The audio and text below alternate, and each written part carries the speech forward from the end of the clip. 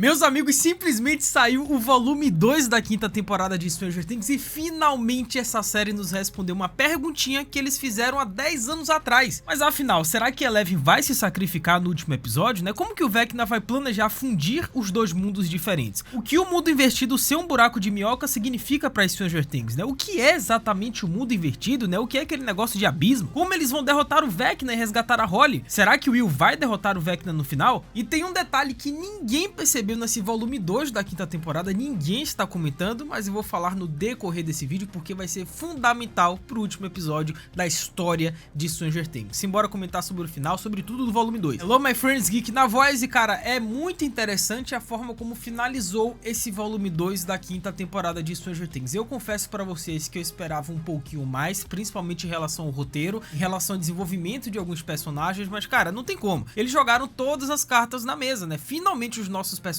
após 10 anos, eles sabem o que realmente está acontecendo, a ameaça real que eles estão enfrentando. O choque inicial veio muito rápido, né? A Max finalmente acordou, e não é um sonho, né? Não é um estado intermediário. Ela despertou após passar anos presas dentro da mente fragmentada do Vecna, né? Ela ficou vagando pelas memórias do Henry Creel e finalmente despertou, só que essa libertação não aconteceu sozinha, né? A Holly estava com ela, e juntas as duas construíram um plano de fuga. Só que a saída não foi simples, né? Elas atravessaram lembranças roubadas, corredores mentais e traumas enterrados até chegarem a algo perturbador, que é uma memória esquecida da infância do Henry Creel. Pois em uma caverna no deserto de Nevada, um garoto de 8 anos simplesmente matou um cientista misterioso, sem hesitar, cara, sem emoção. O Henry ele já era um miserável, e antes que elas pudessem questionar o que viram, Max e Holly saíram da caverna e simplesmente cada uma conseguiu a sua fuga de Camazotz, né? E é ali que a Max ela para, é ali que ela fala. Enquanto o Running Up the Hill ecoa, ela entrega a Holly algo maior do que coragem, ela entrega a sobrevivência. Então as duas saltam, né, em portais diferentes, corpos separados, mente alinhadas. Só que a Max acorda no hospital de Hawks, né, o Lucas tá lá junto com o Mike, o Robin e Vic, só que o perigo tava acontecendo, né, os Demogorgons atacaram o local, só que dessa vez a resposta veio com força, né, porque um momento inesperado, a Karen, ela entra em cena e ajuda a eliminar a ameaça de forma explosiva, cara. A Karen, ela foi a craque do jogo nesse episódio. Só que a Holly, por outro lado, ela também despertou assim como a Max, porém ela despertou direto em um pesadelo. Ela saiu de um e foi pra outro, velho. Coitado da Holly. Ela acordou no covil do Vecna, né? Com uma videira viva sugando sua energia pra dentro. Ela arranca aquilo em desespero e foge, né? Apenas pra perceber algo ainda pior. Ela não está no mundo invertido, ela está em outro lugar. Um espaço mais antigo, mais profundo. Ela tá no abismo, cara, na dimensão X. E se você não entendeu quem é aquele cientista que apareceu nas memórias de infância do Henry Creel, cara, relaxa aí que a gente já tem a resposta. A série não mostrou pra gente o que aconteceu logo depois, né? Que o Henry simplesmente...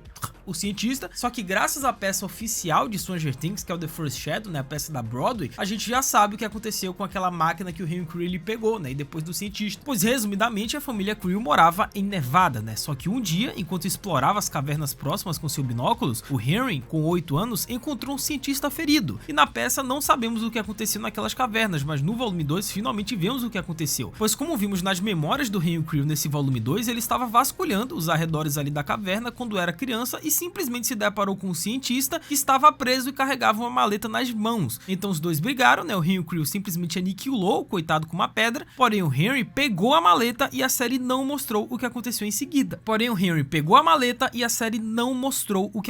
seguida. Só que a peça oficial de Stranger Things, né, que é o The First Shadow, mostrou pra gente exatamente o que aconteceu com o Henry após aquele momento. Afinal, na peça, né, o cientista que o Henry aniquilou era um espião soviético infiltrado em um grupo secreto no deserto de Nevada. E adivinha quem fazia parte desse grupo? O próprio Dr. Brennan, né, que pesquisava algo ainda mais estranho, que era o próprio pai. Pois voltando para 1943, né, o Capitão Brennan estava a bordo, né, do Eldridge, o navio, testando o dispositivo que deveria tornar o navio invisível. Mas obviamente não funcionou. O navio foi parar na dimensão X, né, onde Demogorgons aniquilaram toda a tripulação, menos ele. Então o Brennan voltou em estado vegetativo e com o sangue completamente alterado. Então obcecado, né, Dr. Brennan, ele descobre essa mudança do pai e vira alvo dos soviéticos, né? O espião tenta roubar os dados, o Henry aniquila, como vimos no volume 2, e acaba sendo jogado na dimensão X também. E quando ele retorna, o Henry, ele volta diferente, com o mesmo sangue estranho do Capitão Brennan. Só que agora o Henry, ele já era o Vecna, ele foi simplesmente possuído pelo Devorador de Mentes, cara. Foi assim que ele ganhou seus poderes. E isso daí eles devem explicar, obviamente, no último episódio, mas já tô trazendo aqui pra vocês o beabá. Enquanto isso, Dustin, Steve, Nancy e Jonathan exploram a versão invertida do laboratório de Hawkins. E a jornada é intensa, né? né? Steve e Dusty brigam e se reconciliam depois, obviamente, e a Nancy e o Jonathan quase morrem e finalmente encaram sentimentos que vinham evitando há anos. E para quem não entendeu, não, gente, o Jonathan não pediu a Nancy em casamento, né? Se vocês observarem, ele pegou a aliança, ele jogou fora. Aquilo dali não foi um pedido de casamento. Eles não vão se casar, ou talvez vão no último episódio, mas enfim, muita gente não entendeu esse momento. Mas não é um casamento. Só que a descoberta mais importante deste momento, né, com o grupinho lá no Upside Down, é as anotações do caderno do Dr. Brenner. Ali tá, cara, é simplesmente X mais Y do que é o mundo invertido. Finalmente temos a resposta após 10 anos, velho. Pois o diário do Brenner revela a verdade. O mundo invertido não é apenas outra dimensão, ele é um buraco de minhoca, uma ponte entre o abismo e o mundo real, sendo que o Sr. Clark, lá na primeira temporada, ele já havia explicado esse conceito do buraco de minhoca, e aqui eles retornam 10 anos depois que a série estreou, velho. Pois acima do laboratório, eles encontram algo ainda mais perigoso, né? Uma massa de matéria exótica flutuando, instável, sustentando toda a estrutura do mundo invertido. E quando a Nancy atira, uma onda de choque rompe a barreira. A destruição causa uma passagem, e Hopper, Eleven e Kali conseguem atravessar, né? Então todos se reencontram na estação de rádio, inclusive o próprio Dr. Clark, como eu falei, né? O professor. E o grupo finalmente está completo, só que a Holly ainda está presa. Ela quase escapa do abismo, né? Caindo por uma fenda em direção ao mundo invertido, só que o Vecna captura ela imediatamente, velho. Só que neste momento, a Nancy, ela simplesmente ouve o grito da Holly e ela vê a sua irmãzinha despencando do céu, e eu me pergunto o que eles teriam feito para poder salvar a Holly naquele momento, porque a menina tava em queda livre. Como é que eles iam salvar a Holly mesmo que ela conseguisse chegar ao solo? Ou seja, a Holly tava lascada de qualquer jeito. Foi melhor pra Holly que o Vecna tivesse puxado ela de volta, porque se a menina cai no chão com impacto, aquela criança tinha ido de arrasto pra cima, pô. É só eu que penso na física aqui das coisas? Só que a verdade vem à tona, o grande plano, o grande objetivo do Vecna, né? O abismo está acima do mundo invertido, e o Vecna quer fundir os dois mundos, né? E o plano é simples da galera, porém maluco, né? Eles vão voltar, escalar a torre e saltar, né? E antes da batalha final, o Will, ele simplesmente se declara, né? É uma aceitação, é um momento de união, é algo que o personagem a gente já imaginava desde muitas temporadas atrás, mas foi um momento muito importante pro personagem, né? O desenvolvimento do Will nessa temporada tá sensacional, cara. Só que a base militar simplesmente cai, os portais se abrem e o grupo avança pro fim, cara. Então a gente volta pra mente do Vecna, né? As crianças dão as mãos, né? Reunidas ali na mesa de jantar, e os olhos ficam brancos, né? O ritual começa. Sim, Geek, mas o que é exatamente essa matéria exótica, né? Que o Dustin citou naquela explicação dele sobre o Upside Down, né? O que tudo isso significa pro último episódio? Afinal, o que existe do outro lado daquela muralha viva gigantesca, né? Porque no início a explicação parece simples, pois quando o grupo encontra a enorme parede na caverna envolvendo o mundo invertido, o Dustin faz uma comparação direta. Aquilo seria o escudo da Estrela da Morte do Star Wars. É uma barreira criada pelo Vecna, alimentada pela energia sombria, né? Com a esfera flutuante acima do laboratório funcionando como gerador. Só que os diários do Brenner revelam algo muito mais perturbador. A esfera não é magia, ela é feita de matéria exótica, que é uma forma extremamente rara e instável de energia, capaz de sustentar realidades inteiras, cara. E isso muda tudo. A muralha não é apenas defesa, ela é a estrutura que mantém o mundo invertido de pé. E se essa fonte for totalmente destruída, o buraco de minhoca colapsa, cara, levando tudo com ele. Então o que existe do outro lado da muralha? Simplesmente nada. Ou como o próprio Dustin ele disse,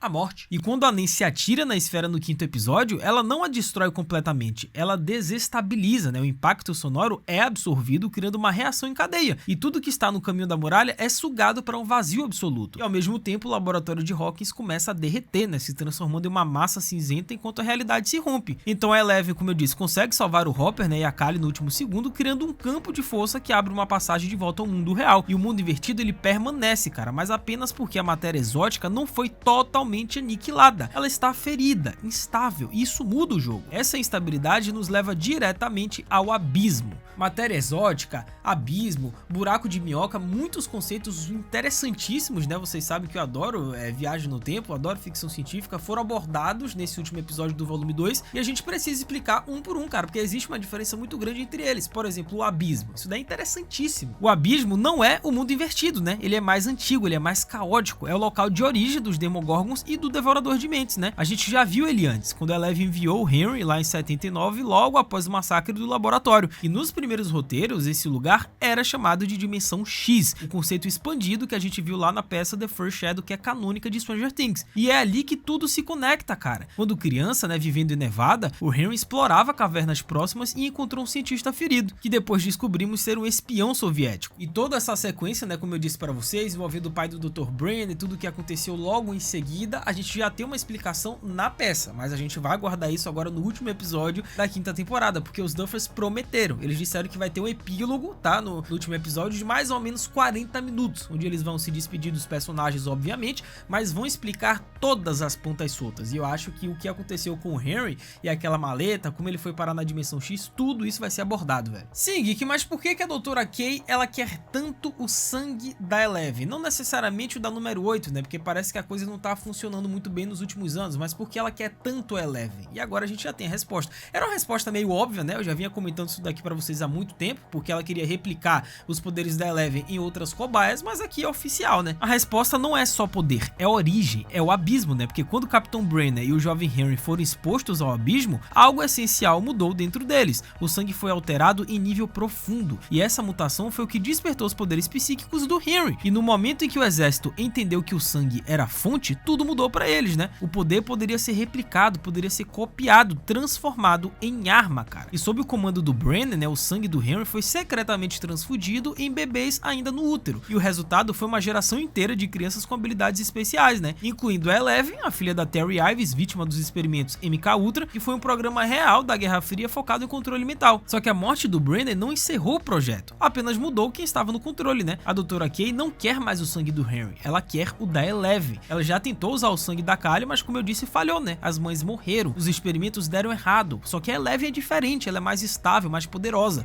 E pra Doutora Kay, ela não é uma pessoa, é a chave final para criar soldados capazes de controlar Demogorgons e usar o abismo como arma, velho. E é por isso que a Kali quer que a Eleven fique no abismo junto com ela. A Kali entende algo que ninguém mais aceita, né? Porque enquanto a Eleven existir no mundo real, o seu sangue sempre será caçado, vai ser usado, corrompido. Então permanecer no abismo elimina essa possibilidade, porque sem sangue não há exército, não há repetição do passado, cara. Só que isso obviamente exige um sacrifício, não só da Kali, né? Isso daí envolvendo obviamente o Henry Creel, porque eu não vejo nenhum cenário onde este miserável vai sobreviver no último episódio, mas cara, vai exigir um grande sacrifício da Eleven no último episódio. Como o roteiro já apresentou essa possibilidade pra gente narrativamente, será que eles realmente vão cumprir com essa promessa no último episódio? Será que eles vão sacrificar a Eleven, como já vem dando indícios? Ou então isso daí é um sinal de que não, a Eleven não vai ser sacrificada, vai ser outra pessoa no lugar dela, vai ser o Steve talvez? Só que a Eleven, ela quer uma vida normal, né? Ela quer ficar com o Mike, mas o final do volume 2 fica claro que a ideia da Kali começa a fazer sentido pra Eleven. Não é mais sobre viver, é sobre impedir que tudo se repita, cara. E então temos o Will, né? Os poderes do Will, como a gente sabe, são diferentes. Eles não vêm do sangue do Henry, vêm da conexão direta com a mente coletiva. E o Will só consegue usar suas habilidades perto de criaturas do abismo, cara. Por isso que ele precisa do Demogorgon modificado no episódio 5, né? Ele funciona como um transmissor vivo. E quando o elo entre os mundos for destruído, os poderes do Will provavelmente vão desaparecer. Por isso que a Kali não teme que ele seja usado pelo exército, né? Sem o mundo invertido não tem conexão. E o plano do Vecna explica tudo, né? Ele sequestra 12 crianças para amplificar o seu poder. Ele já fez isso antes, usando o Will como extensão para poder criar túneis e portais, né? Ele quer poder o suficiente para fazer o abismo atravessar o mundo invertido e se fundir ao nosso mundo. Tá, Geek, mas por que o Vecna quer isso, cara? Pra que ele quer fundir os dois mundos? Será que é só poder pelo poder? Cara, tem uma explicação muito interessante, tá? Porque o Vecna, apesar da gente ter visto ele criança metendo a pedra no cientista, mas o Vecna, ele não nasceu um monstro, ele foi corrompido. Afinal, a sua primeira morte aconteceu após ele ser baleado, né? Algo que pode ser visto como legítima defesa, mas o trauma não termina ali, porque no abismo, Henry entra em contato com o Devorador de Mentes, e é aí que ele vira o Vecna, cara. É aí que ele é corrompido 100%. Só que a quarta temporada sugeriu que ele o criou, só que The First Shadow indica o contrário, né? A entidade já existia e o Henry apenas a moldou. Até as palavras do Vecna denunciam, né? Porque quando o Sr. Fulano descreve a Max como alguém corrompido pela coisa negra, talvez esteja falando de si mesmo, sendo que o Dustin também já teorizou em temporadas anteriores que o Vecna seria apenas um soldado do Devorador de Mentes, né? Que o Mind Flayer seria o grande boss. E talvez ele esteja certo, né? O plano final é insano, cara, é perigoso, mas é necessário, né? O grupo invade a base militar, retorna ao mundo invertido, sobe a torre de rádio e salta pro abismo em colapso, né? Eleven, Kali e Will enfrentam o Vecna enquanto os outros resgatam as crianças. E na fuga, a ideia é posicionar uma bomba ao lado da matéria exótica, né? Criada pelo Mike, programado para explodir quando o disco parar de tocar. E qual a música? Bom, essa resposta fica pro final, né? Porque à medida que o segundo volume simplesmente avança, uma verdade se torna impossível de ignorar. O Will deixou de ser apenas uma vítima da influência do Vecna, cara. Ele agora é uma arma contra ele. E o final do volume 1 já explicava isso, né? Mostrando que o Will consegue acessar diretamente a mente coletiva e extrair um poder imenso. mas o volume 2 deixa algo ainda mais claro: esse poder não é mais passivo. O Will consegue usá-lo ativamente contra o próprio Vecna, né, impedindo que ele mate Max e Holly em momentos que parecem proibidos. E pela primeira vez o Vecna não está sendo atacado apenas de fora, ele está sendo ferido por dentro. E é aí que o perigo real começa, né? E cara, tudo gira em torno da Eleven, né? Ela sempre esteve no centro do plano do grupo, mas agora é diferente, não é apenas mais uma batalha, é o confronto final com aquele que mudou sua vida através da dor. E o laboratório de Hawkins está diretamente abaixo da matéria exótica que sustenta a parede dimensional. E a Kali entende o que significa, né? Para ela, enquanto Eleven existir, nunca vai haver um fim verdadeiro, né? Mesmo que o Vecna seja derrotado, o ciclo vai continuar. Novos experimentos, novas crianças, novos portais, mas tudo isso pode acontecer com o sacrifício da Eleven e da Kali. Porque a Kali, ela sabe do que o exército é capaz, né? Porque no quinto episódio ela revela que o que foi feito com ela, né? Os seus amigos foram mortos, ela foi capturada, drogada, raspada. E a cena do cabelo sendo cortado, né, gravado em um único take, deixa claro o nível de controle que o governo tinha sobre seu corpo. E a doutora Kay a manteve viva para poder continuar o trabalho do Dr. Brandon, né? Só que o sangue da Kali não funcionou. As crianças originais receberam seus poderes do sangue do Henry. A Kali era apenas uma cópia imperfeita. E a Kali chega para Eleven e diz o seguinte, né? Somente uma de nós tem o mesmo sangue, é parecido com o Henry Crew, que é justamente a própria Eleven. E o Hopper não gosta nada dessa ideia, né? Ele já entendeu as palavras da Kali e sabe muito bem o que ela quer fazer com a Eleven no final. E ele não admite isso. O Hopper sabe, mas ele não admite. E como eu disse, né? Nancy e Jonathan finalmente dizem o que nunca conseguiram, né? Eles estão presos em uma sala sendo inundado por uma gosma cinza e eles acreditam que vão morrer. E isso arranca toda a mentira que restava dos dois, né? Jonathan nunca se inscreveu na faculdade, nem se precisava de espaço. E no momento mais devastador, o Jonathan revela um anel de noivado, apenas para propor que eles não se casassem, cara. Ou seja, ele sobrevive, mas o relacionamento não, né? Simplesmente o Jonathan pega o anel e joga fora, cara. Eles não se casaram, isso não é um pedido de casamento. E então a gente tem outro arco também muito interessante, né? Uma reconciliação que vale a pena comentar e explicar exatamente o que aconteceu, que é Dusty e Steve, né? Os melhores amigos voltaram após aquela treta lá envolvendo o Ed. A atenção explode, né, quando Steve desacredita a teoria do Dusty sobre o gerador de escudo, né? E quando o nome do Ed surge, o luto vira raiva. A discussão verbal se transforma em uma briga física, né? Mostrando que até os laços mais fortes estão se rompendo. Porque na quinta temporada não é só a sobrevivência que está em jogo. Todo o resto já começou a desmoronar. E a discussão entre Steve e Dusty não é apenas uma briga, é um luto acumulado explodindo de uma vez, cara. Steve fala aquilo que Dusty não quer ouvir, mas sabe que é verdade. O Ed não morreu porque foi obrigado, ele morreu porque escolheu ser herói. Ele tomou uma decisão impensada, né? E pagou com a própria vida, velho. E no fundo, o Dusty sempre soube disso. E essa verdade destruiu o Dusty, cara. Só que, obviamente, momentos depois, mais pro final do episódio, o Steve reconhece que ele estava errado, ele exalta novamente a figura do Ed. E, cara, esse tom, essas palavras do Steve me levam a crer que talvez ele se sacrifique no último episódio. Essa coisa de, ah não, o Ed ele realmente morreu como herói. E o Dusty ele chora, né? Ele diz que não quer perder o Steve novamente, como perdeu o Ed. Então, cara, será que o roteiro vai matar outro melhor amigo do Dusty? Cara, o impacto emocional aumenta ainda mais no momento seguinte, né? Porque segundo os atores, essa cena era necessária. Era o momento de liberar sentimentos guardados desde a morte do Ed, né? É uma prova de que o luto não some, né? Ele precisa ser enfrentado. E ainda tem o professor Clark, como eu disse, né? Porque até então o Clark ele estava completamente fora de tudo que envolvia o sobrenatural em Hawkins e ele sabia que algo estava errado, mas não sabia o que. Isso muda rapidamente, cara, porque usando seu conhecimento, o Clark localiza o sinal do Dusty exatamente no laboratório de Hawkins, né? E quando a Eleven remove a placa metálica, né, que sela a fenda, o Clark não apenas descobre o Upside Down, ele entra nele. E pela primeira vez, o professor que sempre explicou a ciência por trás do impossível atravessa a ponte entre dimensões com o grupo, né? E cara, o plano do Vecna parece claro, né? O grupo precisa se dividir, então Eleven, Will e Kali seguem pro laboratório, outros sobem a torre de rádio para poder alcançar o abismo e um terceiro grupo prepara a bomba para poder destruir a ponte para sempre, né? É um plano bem estruturado e é exatamente por isso que algo vai dar errado, né? Até agora a quinta temporada foi muito gentil com os personagens, né? Nenhuma morte principal, nenhuma perda significativa, só que Stranger Things nunca entregou um final sem sacrifícios, né? Com o último episódio se aproximando, cara, o perigo é inevitável. Eu acho que nesse último episódio, pelo menos uns 2 personagens importantes aí podem ir de arrasto pra cima, tá? Comenta embaixo o que vocês acharam desse último episódio, expectativas pro final, que eu vou ler e responder todo mundo. É isso, até a próxima, valeu, falou